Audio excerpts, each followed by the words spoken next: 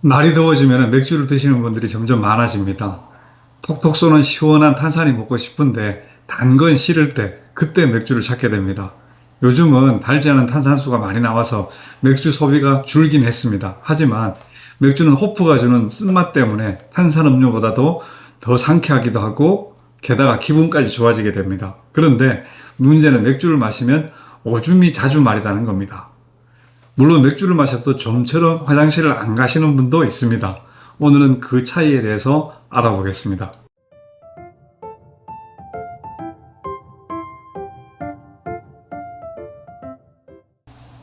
맥주를 마시면 화장실 자주 가시는 분이 있고 그렇지 않은 분이 있습니다. 어떤 차이가 있을까요? 맥주는 양이 많은 술이죠. 잠깐 사이에 물 1리터를 마시는 것은 쉽지 않지만 맥주는 가능합니다. 2리터, 3리터도 마실 수 있죠. 그리고 마신 맥주는 대부분 소변으로 빠져나갑니다. 우리가 마시는 수분은 우리 몸에서 필요한 만큼을 제외하고는 거의 몸에서 배출됩니다.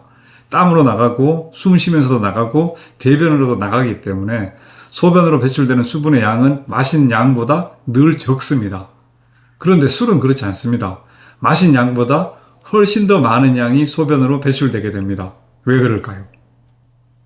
우리 몸의 심장은 하루에 180리터 정도의 혈액을 거르게 되는데 그 중에 99%는 다시 재흡수하게 되죠. 소변으로 다 나가면 안 되니까요. 이게 항이뇨 호르몬이 하는 일인데 술을 마시면 그 기능이 일시적으로 떨어지게 됩니다. 그래서 마신 양보다 알코올 1g당 약 10cc 정도의 수분이 소변으로 더 나가게 됩니다. 맥주 1000cc에는 알코올이 37g 정도 들어 있습니다. 이론상으로 같은 양의 물을 마실 때보다 370cc 정도의 소변이 더 나가게 되는 겁니다. 실제로 얼마나 될까 궁금해서 수십 차례 측정해 보았습니다. 그랬더니 제 경우에는 맥주 1000cc를 마셨을 때 평균 1220cc 정도의 소변이 만들어졌습니다. 2시간 이내에 말입니다. 맥주를 마시고 만들어지는 소변의 양은 사람마다 조금씩 다를 겁니다. 각자의 대사량이나 식사량 그리고 안주나 체질에 따라서도 다르죠. 여하튼 마신 맥주의 양보다 소변으로 나가는 양이 더 많은 건 확실합니다. 맥주를 마시고 소변을 자주 보시면은 혹시 내가 신장이 안 좋은가? 라고 생각하시는 분이 계시는데 그렇지 않습니다. 그게 정상입니다. 우리가 수분을 마시면은 몸에서 필요한 양 이외에는 소변으로 만들죠. 수분을 마시고 약 15분 정도 걸립니다. 혈액 양이 늘어나야 하니까요. 그리고 마신 물이 많을 때 30에서 40분 정도 지나면은 방광에 소변이 가득 차게 됩니다. 그래서 소변이 마리게 되죠. 맥주는 더 하겠죠. 항이뇨 호르몬 작용을 방해하고 게다가 상당히 차가우니까 내부 체온이 떨어지면서 오줌 마린 느낌이 훨씬 더 심해질 겁니다. 그래서 대개 맥주를 마시기 시작하면은 제 경우에는 평균 1시간쯤에는 꼭 소변을 보게 됩니다. 빠를 때는 20분, 늦으면은 1시간 반쯤이었습니다. 그리고 소변을 보는 간격은 대개 2, 30분 정도였습니다. 술자리에서 들락날락 하게 됩니다. 늦으면은 1시간이 더 걸릴 때도 있습니다. 그런데 재미있는 부분이 있습니다. 소변의 양이나 횟수가 컨디션에 따라서 다르다는 겁니다. 그래서 살펴봤더니 대개 몸의 컨디션이 좋을수록 맥주를 마시고 첫 소변을 보는 시간이 당겨지고 소변을 보는 간격도 더 자주 보게 된다는 겁니다. 그리고 컨디션이 좋지 않을수록 첫 소변을 보는 시간도 늦어지고 소변을 보는 횟수도 줄어든다는 것을 알 수 있었습니다. 한 번에 보는 소변량은 200에서 400cc 사이인데 자주 보는 횟수와는 상관성이 적습니다. 그래서 맥주를 마시고 소변을 자주 본 날은 몸이 가볍고 소변을 적게 본 날은 다음 날까지 몸이 무겁거나 컨디션이 좋지 않다는 것을 알 수 있었습니다. 왜 그럴까요?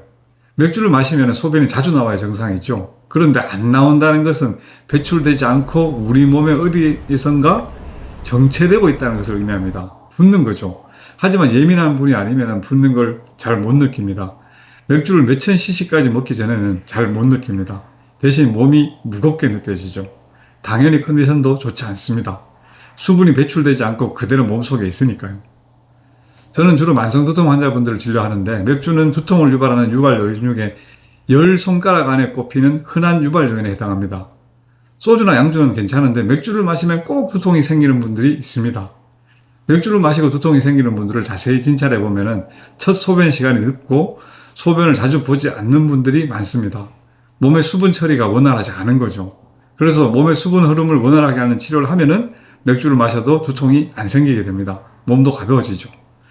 당연히 그 이후에는 맥주를 마시면 소변을 자주 보게 되고 또 많이 보게 됩니다. 정상화되는 겁니다.